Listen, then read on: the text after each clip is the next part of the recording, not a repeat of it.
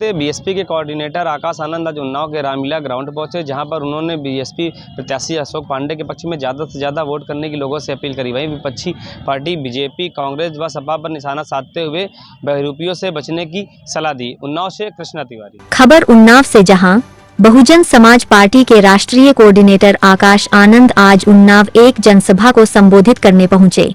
उन्नाव लोकसभा क्षेत्र से बसपा प्रत्याशी अशोक पांडे ने पदाधिकारियों के साथ आकाश आनंद का जोरदार स्वागत किया। बसपा कोऑर्डिनेटर ने बाबा भीमराव अंबेडकर व कांशीराम को नमन कर मंच से बहन जी की सरकार में विकास व कानून व्यवस्था का जिक्र किया। बसपा कोऑर्डिनेटर ने युवाओं को फोकस करते हुए बीजेपी सरकार में रोजगार न मिलने को आरोप लगाते हुए तीखा हमला किया। कहा, पीएम केवल 2 करोड़ नौकरियां देने का वादा करते रहे और 10 साल निकल गए। वही कानून व्यवस्था पर सरकार को घेरते हुए कहा, यूपी अपराध कैपिटल बन गई है। रोजगार, शिक्षा, स्वास्थ्य, सड़क के मुद्दे पर मौजूदा सरकार पर जमकर बरसे। मौजूदा सरकार पर हमले करते हुए बहुजन समाज पार्टी की सरकार बनाने की अपील की। बसपा कोऑर्डिनेटर आकाश आनंद ने मंच से संबोधन में कहा कि दुश्मन आपके सामने से वार नहीं करेगा, बहरूपियों से सावधान रहने की जरूरत है। वही विवादित बयान देते हुए कहा कि बहरूपियों को चप्पल मारकर भगा देना चाहिए। इलेक्ट्रल बॉन्ड के जरिए 16,500 करोड़ फिरौती के नाम पर लिया है। केवल बीएसपी ने इलेक्ट्रल बॉन्ड से चंदा नहीं लिया। बीजेपी से 10 साल का रिकॉर्ड मांगना है। हमारे समाज के लिए क्या क्या काम किया, शिक्षा, चिकित्सा, सुरक्षा के मुद्दे पर सवाल करना। बीजेपी ने शिक्षा के क्षेत्र में बुरा हाल कर दिया है। यूपी की जनता को गुजराती मॉडल नहीं चाहिए। 2014 में गैस 400 रुपए थी, अब 1,200 का हो गया। पेट्रोल 60 से अब 100 हो गया। एक नंबर के धोखेबाज है। 60 महीने में कालाधन लाने को बोला था, अब तक कितना कालाधन पकड़ा गया। यूपी में हर रोज एक किसान आत्महत्या करता है। हत्या के केस में सबसे ज्यादा यूपी में है।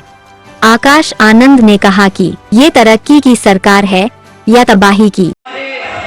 जब हमारे युवाओं को रोजगार नहीं दे पाएंगे, कमल के फूल वाले, जब हमारे बच्चों को शिक्षा नहीं दे पाए, तो ये आप लोगों का ध्यान भटकाने के लिए क्या कहते हैं कि भाई हम आपको मुफ्त में राशन दे देंगे।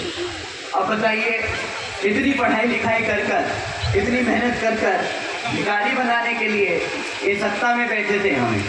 अब आप ही बताइए साथियों कि ये कोई गर्व की बात है कि 140 करोड़ की भारत की जनता में अगर 80 करोड़ जनता को इन्होंने मुफ्त की राशन की स्कीम में डाल दिया, तो ये कोई गर्व की बात है? बताइए, 80 करोड़ जनता को बना देना भिखारी और गरीब गलत है साथियों।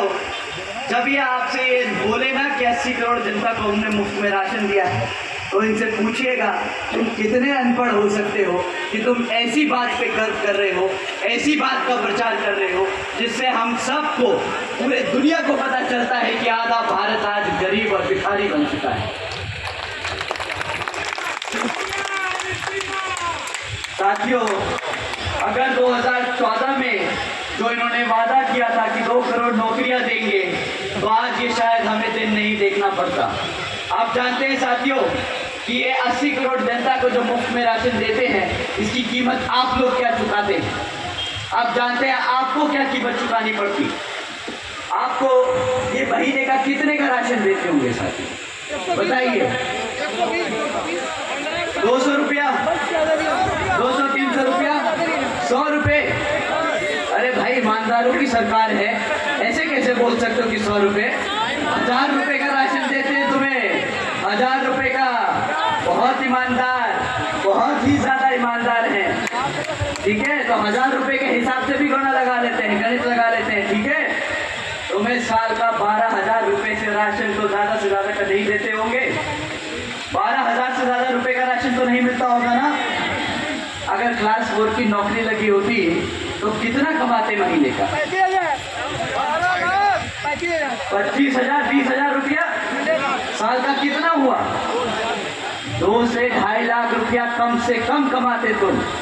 12,000 का राशन देके तुम्हें 2.5 लाख का चूना लगाते हैं ये लोग। भाई अब बताइए, ये लोग कहते हैं इसको गुजरात मॉडल। अगर आदरणीय प्रधानमंत्री शास्त्री जी की बात माने तो वो रोजगार नहीं दे पाए, सरकारी नौकरी नहीं दे पाए, प्राइवेट सेक्टर में रोजगार नहीं दिला पाए, तो वो पलट के क्या बोलते हैं हमारे युवा साथियों से कि भाई पकौड़े तलने को भी तो रोजगार कहते हैं। मुझे माफ करना, बोलते वक्त भी शर्म आ रही है। पकौड़े तलने को भी अगर रोजगार कहते हैं तो अगर ये गलती से सत्ता में दोबारा आ गए तो कटोरा थमा के बोलेंगे भीख मांगने को भी रोजगार कहते हैं। तो अगर आपको भिखारी नहीं बनना, अगर आपको पढ़ा लिखा एक इंजीनियर, एक इज्जतदार नौकरी करनी है, तो साथियों समय आ गया है।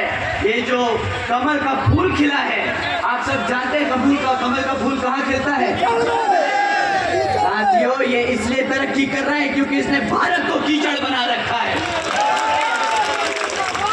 समय आ गया है, इस कमल के फूल को उखाड़कर जलाकर फेंक दीजिए और अपने भारत को दोबारा से एक तरक्की की और प्रगति की ओर ले चलिए साथियों।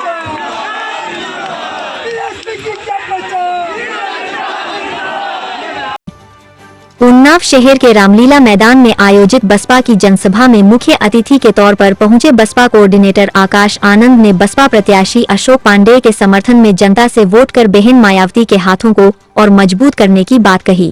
मीडिया से बातचीत में बसपा राष्ट्रीय कोऑर्डिनेटर का बड़ा दावा, हमारा किसी से मुकाबला नहीं, हमारी चुनौती अपनी पार्टी को सत्ता में लाने की है। लॉ एंड ऑर्डर को सुधारने और युवाओं को रोजगार देने हमारी प्राथमिकता।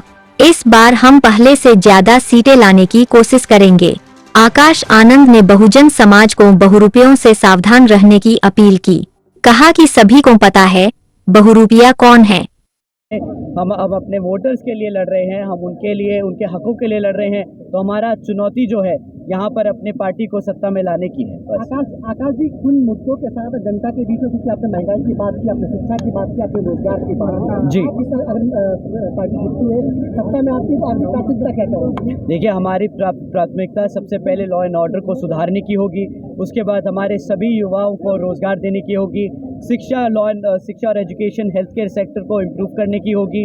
और यहाँ पे जितना भी डेवलपमेंट हो रहा है उसको हाइपर गियर में डालकर यहाँ पे पूरे पैन इंडिया में उसको एक स्टेरॉइड लेवल पे ले जाके बहुत अच्छे स्तर पे लाने की कोशिश रहेगी।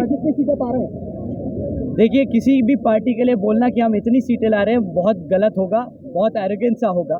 हम इस बार ही पहले से ज़्यादा सीट लाने की पूरी कोशिश कर रहे हैं। हमारे सभी बहुरूपियों से सावधान रहने की अपील की है। अभी आपने कहा कि हमें भाजपा से नहीं, बहुरूपियों से भी सावधान रहना। एक दो नाम बता दीजिए कि बहुरूपियों से सावधान रहना। देखो, अगर बहरूपिया का नाम ले लिए तो सब लोग उनको ज़्यादा हवा देने लगेंगे। बहरूपियों के आप सब जानते हैं बखूबी वो बहरूपिया कौन है, और ये अभी के नहीं है, ये मान्यवर साहब के समय से ये बहरूपिया प्रॉपर होते आते हैं। हर 2-5 साल में एक नया निकल आता है। तो चमचा युग किताब है, अगर आपके माध्यम से मैं बताऊंगा, अपने सभी साथियों को चमचा युग पढ़े, उन्हें समझ आ जाएगा बहरूपिया कौन है। उनका कलर क्या है? कि उनका झंडे कलर क्या है? जो बहरूपिया है उनके झंडे का कलर क्या है? देखिए भैया, अगर आपको उसी की बात करनी है तो आप अपने मुंह से बोल दीजिए ना। शर्मा क्यों रहे हैं?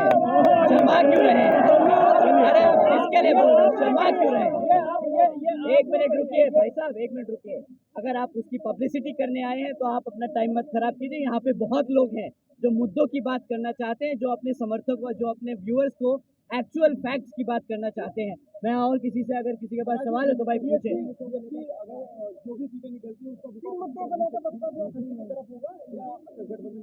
देखिए, अगर हम पोस्ट पोल अलायंस का जो मैटर है वो बहन जी अपने आप ही टेकअप करेंगी। हमने हमेशा से पार्टियों का इस्तेमाल कर सत्ता में बैठने का काम किया है। तो अगर हमें इस बारी भी मौका लगा तो हम लोगों का इस्तेमाल कर सत्ता में बैठेंगे और अपने लोगों के लिए काम करेंगे। बीजेपी की बी टीम बताई जा रही है, क्या कहेंगे? देखिए, अगर आपको अभी भी लगता है कि बीएसपी बीजेपी की टीम है तो आप लगता है खुद ही न्यूज़ चैनल चलाते हुए न्यूज़ नहीं देख रहे हैं जी। अभी जो ये कांग्रेस और सपा का गठबंधन है वो बीजेपी की बी टीम काम करने का काम कर रहा है। टीएसपी के मैनिफेस्टो में कितनी खास? देखिए, हम मैनिफेस्टो नहीं जारी करते, हमारा ट्रैक रिकॉर्ड